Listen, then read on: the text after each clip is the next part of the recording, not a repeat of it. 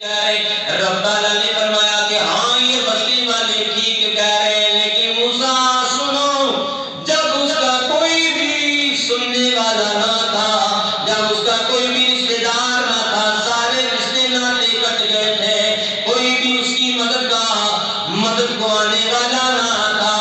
تو بھلا میری رحمت کو کیسے گوارا ہو سکتا کہ میں بھی اپنی رحمت کا حصہ اسے نہ عطا کروں۔ سبحان اللہ۔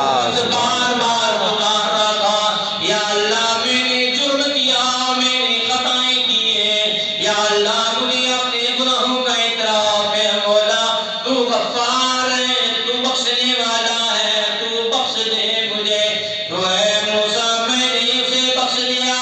یہاں تک کہ اگر وہ پوری انسانیت کی بخشش کا سوال کرتا تو میں ساری انسانیت کو بخش دیتا۔ سبحان اللہ، اللہ اکبر، یا رسول اللہ، زندہ آباد، زندہ آباد۔ واہ سبحان اللہ۔ تو سنو،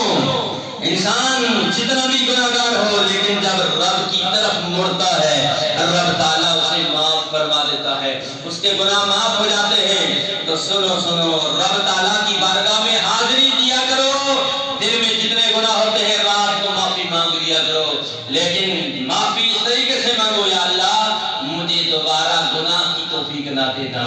اللہ میں پہلے گناہ سے توبہ کرتا ہوں، مولا معاف فرما دے۔ دوستو یاد رہے کہ توبہ، سچی توبہ، حضرت بشر حافی کیا ہے؟ حضرت بشر حافی بہت بڑے اللہ کے ولی تھے، بہت بڑے عالم دین بھی تھے، لیکن بشر حافی پہلے بشر حافی ایک شرابی ہوا کرتے تھے، آپ کی توبہ قبول ہونے سے پہلے آپ شراب پیا کرتے تھے، لیکن یاد رکھو ایک دن بشر حافی کہیں جا رہے تھے، اللہ کریم کا نام بسم اللہ الرحمن الرحیم لکھا ہوا کہیں راستے میں کیچڑ میں گرا ہوا تھا، بشر حافی نے اسے اٹھایا، دھو کر کے چوما، عطر لگایا اور اونچے مقام پر رکھ دیا، اور رکھنے کے بعد کہا اے اللہ کے نام، تیرا مقام، تیرا مرتبہ اور مقام یہ ہے، وہاں کیچڑ میں تو مجھ جیسے پاپی، مجھ جیسے شرابی کو ہونا چاہیے تھا۔ ادھر اللہ کی رحمت جوش میں آ گئی کہ اے بشر حافی، تو نے میرے نام کو معطل کیا ہے، میں بھی تیرے نام کو معطل کر دوں گا۔ سبحان اللہ۔ صبح ہوتی ہے، حضرت بشر حافی توبہ کرتے ہیں، سچی توبہ کر لیتے ہیں، اور سچی توبہ کے بعد کیا ہوتا ہے؟ حضرت بشر حافی دین پڑھانا شروع کر دیتے ہیں، علم حدیث پڑھانا شروع کر دیتے ہیں، یہاں تک کہ آپ کا بہت بڑے محدثین میں آپ کا نام شمار ہوتا ہے۔ اللہ اکبر مسلمانوں۔ اور بشر حافی یہ جوتا کیوں نہیں پہنتے تھے؟ یہ ننگے پاؤں چلتے تھے، اور حافی کہتے ہیں ننگے پاؤں چلنے والے کو، اور آپ سے اگر کوئی پوچھتا کہ آپ ننگے پاؤں کیوں چلتے ہیں تو آپ بے ساختہ کہہ دیتے یہ اللہ نے فرش بچھایا ہے، اور میں کیسے اللہ کے فرش پر جوتا لگا کر کے چلوں۔ اللہ اکبر مسلمانوں، یاد رکھو جب انسان گناہوں سے توبہ کرتا ہے اللہ کا ولی بن جاتا ہے۔ آپ نے جناب والا نبی کریم رؤوف الرحیم صلی اللہ علیہ وسلم کے بہترین دور کو ملاحظہ کیا ہوگا، جناب نبی اکرم صلی اللہ علیہ وسلم کے ایک صحابی حضرت کعب بن مالک رضی اللہ تعالیٰ عنہ غزوہ تبوک میں ہوا یہ، صحابہ کرام کو اللہ کے رسول صلی اللہ علیہ وسلم نے غزوہ تبوک میں جانے کا حکم دیا، صحابہ کرام کا مجمع، صحابہ کرام کا قافلہ چلا گیا، حضرت کعب بن مالک نہ جا سکے، اور کہنے لگے یہ کام ختم ہو جائے تب جاتا ہوں، وہ کام ختم ہو جائے تب جاتا ہوں۔ 3 دن ایسے گزر گئے، لیکن لشکر کے ساتھ نہ جا سکے، یہاں تک کہ ارادہ پھر کیا کہ لشکر اب تو چلا گیا ہے، اگر اب جاتا ہوں شاید لشکر واپس آتا ہوگا تو لوگ مجھ پر ہنسیں گے کہ اس کو اب نیند کھلی، اب یہ جا رہا ہے۔ تو ایسے کرتے کراتے جب نبی پاک صاحب اللہ صلی اللہ علیہ وسلم واپس تشریف لے آئے تو حضرت کعب بن مالک اللہ کے رسول صلی اللہ علیہ وسلم کی بارگاہ میں حاضر ہوئے، پہلے سوچنے لگے کہ میں کوئی ہیلا بہانہ کرتا ہوں بچ جاؤں گا، لاسٹ میں یہ ہوا کہ میں غیر خدا نبی کی بارگاہ میں کوئی بھی جھوٹ نہیں بول سکتا، میں سچ ہی بولوں گا، جو ہوا تو وہ تو ہو کر کے رہے گا جب آپ نے سچ سچ بتا دیا کہ اے اللہ کے رسول صلی اللہ علیہ وسلم میں اپنے کام میں مشغول تھا اور مجھے اتنی مشغولیت ہو گئی کہ میں نہ جا سکا، اور یا رسول اللہ ابھی جانے کا ارادہ تھا کہ آپ تشریف لے آئے ہیں، یا رسول اللہ اب میرے لیے جو حکم ہو صادر فرمائے۔ تو اللہ کے رسول صلی اللہ علیہ وسلم نے فرمایا سنو تمہارا فیصلہ اللہ تعالیٰ فرمائے گا۔ تو حضرت کعب بن مالک کو 50 دن گزر گئے، اللہ کے رسول صلی اللہ علیہ وسلم نے پھر 50 دن تک ان سے کلام نہ کیا، نہ صحابہ کرام نے کلام کیا۔ تو 50 دن کے بعد صحابی رسول کے بارے میں اللہ تعالیٰ نے براءت کا اعلان فرما دیا۔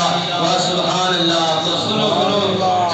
50 دن تک وہ اس طرح رہے کہ کسی نے ان سے کلام تک نہیں کیا، اور بھوکے اور پیاسے روتے بلکتے چیختے چلاتے رہے کہ یا اللہ مجھ سے غلطی ہو گئی ہے، اب اس کا ازالہ کیسے ہوگا؟ تو ایک بادشاہ تھا، اس نے یہ